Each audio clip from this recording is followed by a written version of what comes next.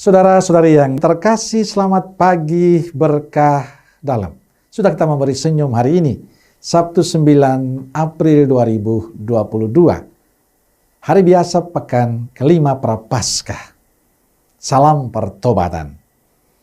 Kita awali permenungan kita hari ini dengan tanda kemenangan Kristus. Dalam nama Bapa dan Putra dan Roh Kudus. Amin. Permenungan kita diambil dari Injil Yohanes bab 11 ayat 45 sampai 56. Saudara-saudari yang terkasih, saya sering mendapatkan pertanyaan dari banyak umat. Mengapa orang-orang baik, orang-orang yang tulus, orang-orang yang dengan hati penuh cinta sering dimusuhi, dijauhi oleh sesama?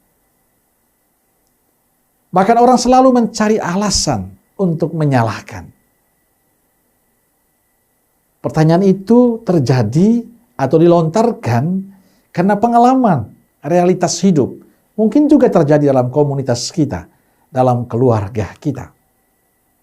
Tapi bagi saya ada pertanyaan penting. Apakah dengan semua penolakan itu, dengan semua kata-kata yang tidak bijaksana itu, kita tetap berbuat baik ataukah tidak? Tetap menjadi orang benar dan baik ataukah tidak? Tetap membantu, menolong sesama kita dengan tulus atau tidak? Inilah tantangan hidup kita. Mampukah kita mempertahankan kualitas hidup kita sebagai murid Kristus? Dan bagi saya salah satu bukti bahwa kita berkualitas adalah tetap menjadi orang baik dan benar dalam arus penolakan akan kebaikan dan kebenaran itu. Dan itu baru murid Yesus. Tapi kalau hanya karena mereka tidak suka akan kebenaran, kebaikan dan ketulusan kita, lalu kita berhenti berbuat baik, itu tanda kita bukan murid Yesus yang berkualitas. Sahabat Rema yang terkasih, Injil hari ini menunjukkan pada kita bahwa orang sekaliber Yesus yang luar biasa itu, yang selalu berbuat baik, selalu membuat mujizat yang menyelamatkan banyak orang, menyembuhkan orang sakit, bahkan membangkitkan orang mati, tetap salah di mata orang-orang Farisi. Perbuatan baik dan mujizat Yesus tetap mengganggu kenyamanan mereka. Mereka merasa terancam akan kepopularan Yesus. Maka tidak mengherankan berbagai cara mereka lakukan untuk menjatuhkan Yesus. Bahkan mereka mau membunuh Yesus.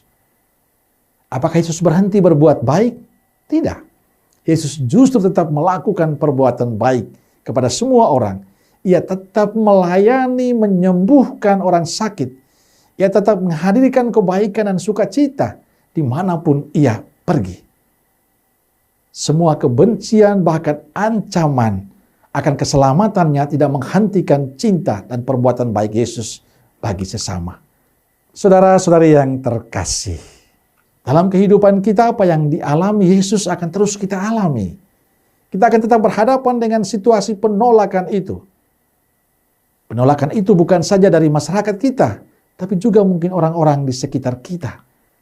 Mungkin rekan sekomunitas kita, orang serumah dengan kita, orang-orang terdekat dengan kita. Kita tetap dianggap aneh bila berbuat baik dan benar. Sebagian dari kita tetap tidak suka akan kebenaran, karena mereka sudah nyaman dengan hal-hal yang tidak benar. Maka mereka akan berusaha untuk menyingkirkan orang-orang yang berbuat baik. Lalu pertanyaannya, apakah kita harus takut berhadapan dengan semua tantangan itu? Apakah kita harus mengikuti arus ketidakbaikan itu? Sebagai murid Yesus, spirit yang perlu kita bangun terus-menerus dalam hidup kita adalah tidak pernah takut untuk menjadi orang baik dan benar. Kita dipanggil untuk tidak pernah berhenti menjadi orang baik dan benar. Justru kita semakin berani menunjukkan bahwa kita semua murid Yesus yang selalu menghadirkan dan mewujudkan semangat Yesus dalam kehidupan kita. Mampukah kita untuk terus menjadi orang baik? Itulah pertanyaan yang perlu kita jawab dan sekaligus kita wujudkan dalam kehidupan kita untuk tetap menjadi orang baik dan benar di tengah-tengah arus penolakan akan kebaikan dan kebenaran itu. dan percaya orang benar akan mendapatkan tempat yang indah bersama Tuhan. Amin. Semoga Allah yang Maha Kasih memberkati kita semua, Bapa, Putra, dan Roh Kudus. Amin. Keluarga Kudus Nazaret, doakanlah kami. Amin. Berkah dalam